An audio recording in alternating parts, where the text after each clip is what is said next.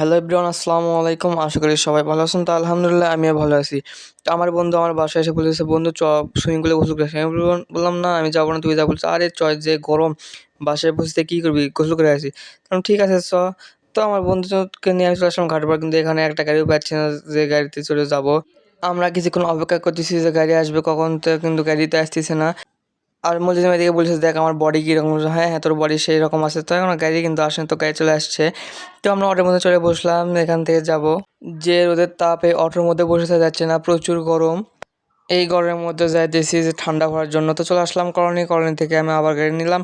এবার গাড়ি থেকে সরাসরি চলে আসলাম এবার আমাদের সেই গন্তব্যে।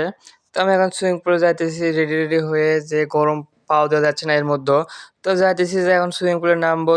আমি এখন নামতেছি যে উল্টাভাবে নামবো, দিকে উল্টাভাবে সাঁতার কাটতে পারি কিনা। তো এখনো পানিও যে গরম, পানিও গরম হয়ে গেছে রোদের তাপের কারণে। এই গরমে শান্তি নেই। তো আমার বন্ধু মলজিম বলেছে আমিও নামবো, থাম। তো দেখা দেখি তো মলজিম ঝাঁপ দিয়ে দিছে। এদিকে আছে আমার এক বড় ভাই। তো সাইবার বড় ভাই তিনিও ঝাঁপ দিয়ে দিতে পারো, সবাই ঝাঁপ দিয়ে দিচ্ছে। তো এদিকে জাবির ক্যামেরা ধরে আসছে, তো এদিকে আমি সাঁতার কাটতেছি। তো এই সুইমিং পুলে অনেক লোকজন রয়েছে, আরও লোকজন আসতেছে। তো আমরা এখানে 3 ঘন্টা ছিলাম। 3 ঘন্টা শুধু সাঁতারই কাটছি আমরা। আমার সাঁতার কাটতে গা হাঁপসে গেছে, বললাম না এখন আর সাঁতার কাটবো না, একটু রেস্ট নেওয়া যাক। তো আমি সেখানে প্যারেন্ট থেকে উঠতেছি, এখন আমি একটু রেস্ট নেবো। তো সেখানে আমি চলে যাচ্ছি, এখানে এখানে যে বসবো, এখানেও গরম হয়ে তাও বসে বললাম এই গরমের মধ্যেই, দেখা যায় কিরকম গরম। তো এখানে তো প্রচুর গরম লাগতেছে। তো এখানে তো মুলজিম আবার সাঁতার কাটতেছে, সে উঠে আসতেছে, বলেছে আমারও গা হাঁপসে গেছে সাঁতার কাটতে কাটতে। বললাম চলো, আমি তোর গা হাঁপসে গেছে। তো মুলজিম বলছে, দেখ সাঁতার কাটা আমার কিরকম বডি হয়েছে। তো আবার যাবে মুলজিম, তারা ঝাপাঝাপি করতেছে আর আমি ক্যামেরা ধরে আছি। তো এখন জাবিরও গা হাঁপসে গিয়েছে, বলেছে আমি আর সাঁতার কাটবো না, আমারও গা হাঁপসে গিয়েছে। তো জাবির এখন উঠতেছে, যে গা হাঁপসে গিয়েছে সেই জন্য। ওদিকে মুলজিম এখন সাঁতার কাটতেছে, বলেছে তোরা কে এত তাড়াতাড়ি চলে গেলো। আর জাবির মুলজিমকে উঠে দিয়েছে, বলে আরে তুই এখনো তাড়াতাড়ি উঠতেছিস, মানে তুই এখনো সাঁতার কাটা এখন উঠতেছিস কেন? তো এখন জাবির দিকে নাচতেছে, কানের মধ্যে পানি ঢুকতেছে সেই জন্য। আর মুলজিম যে উঠতে যাচ্ছে কিন্তু জাবির আর উঠতে দিচ্ছে না। এইদিকে জাবির কানে পানি ঢোকার কারণে জাবির নাচতেছে, আর ওদিকে মুলজিম বলেছে আমি উঠে আসি। আর জাবির বলেছে না তোর ওঠানে, তোর কাছে পানি মধ্যে থুয়ে দেবো, তুই আজকে পানির মধ্যে থাক। আর মুলজিমও উঠার চেষ্টা করছে কিন্তু পারতেছে না। তো অবশেষে মুলজিম উঠে আসছে, বলেছে এবার তুই কী করবো, তোকে নিয়ে যাবো চ।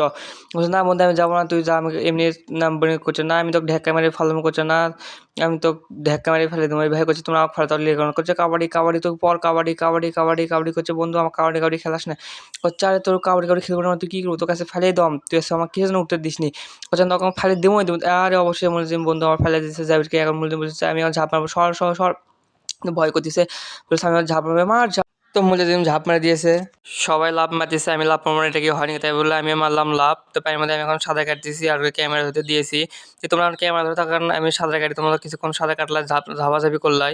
তো সেই ক্যামেরা ধরে আছে আর আমি এখানে সাঁতার কাটি। তো আমাদের সাঁতার কাটা শেষ, এখন আমরা বাসার দিকে যাবো, অনেক সময় হয়ে গেছে, প্রায় 3 ঘন্টা পার হয়ে গেছে সাঁতার কাটা। আজকে ব্লগে এই পর্যন্ত, আমি ব্লগ বেশি করি না। তো কেমন হলো একটু কমেন্টে জানাবেন। সবাই ভালো থাকবেন, সুস্থ থাকবেন। আসসালামু আলাইকুম।